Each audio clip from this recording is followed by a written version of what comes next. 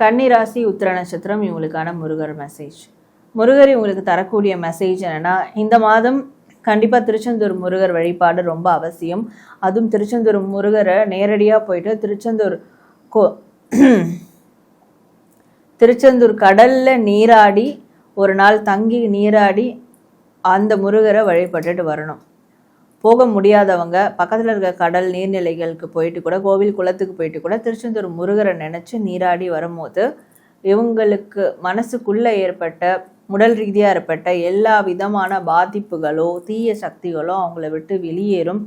அப்படி கம்ப்ளீட்டாக கிளென்ஸ் ஆகிறத அவங்களால உணர முடியும். ஸோ அதிலிருந்து ஒரு புதிய வாழ்க்கை ஆரம்பிக்கிறத அவங்களால கண்கூடாக பார்க்க முடியும். இதை இவங்க செய்யணும் அப்படின்றது தான் முருகர் அவங்களுக்கு தரக்கூடிய ஒரு மெசேஜாக இருக்குது. கன்னி ராசி ஹஸ்த நட்சத்திரம் இவங்களுக்கான முருகர் மெசேஜ். முருகர் இவங்களுக்கு தரக்கூடிய மெசேஜ் என்ன பார்க்கும்போது, இந்த மாதம் முழுவதும் கொல்லிமலை முருகரை அவங்க வழிபடணும்.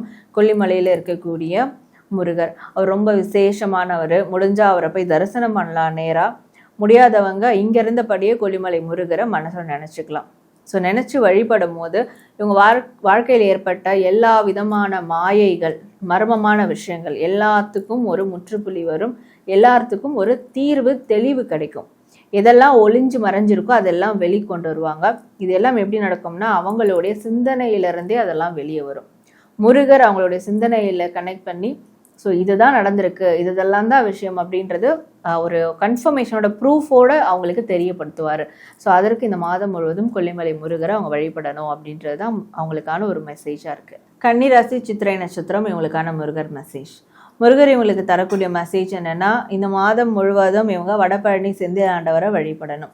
ஸோ வழிபடுறது மட்டும் இல்லாமல் அங்கே வடபழனியில் சித்தர் பீடம்னு இருக்கும். அங்கே போயிட்டு இவங்க உட்காந்து டெய்லியும் மெடிடேஷன் பண்ணணும். பக்கத்தில் இருக்கிறவங்க, தூரமாக இருக்கிறவங்க கூட வடபழனி முருகரை நினச்சி வீட்லேயோ இல்லை பக்கத்தில் இருக்கக்கூடிய தியான மண்டபம், தியான மடத்துலேயோ உட்காந்து மெடிடேஷன் பண்ணணும். இந்த மெடிடேஷன் பண்ண அவங்களுக்கு வாழ்க்கையினுடைய சூட்சுமம் என்ன, வாழ்க்கையினுடைய நிறை குறை சமநிலை என்னன்றது தெரிய வரும்.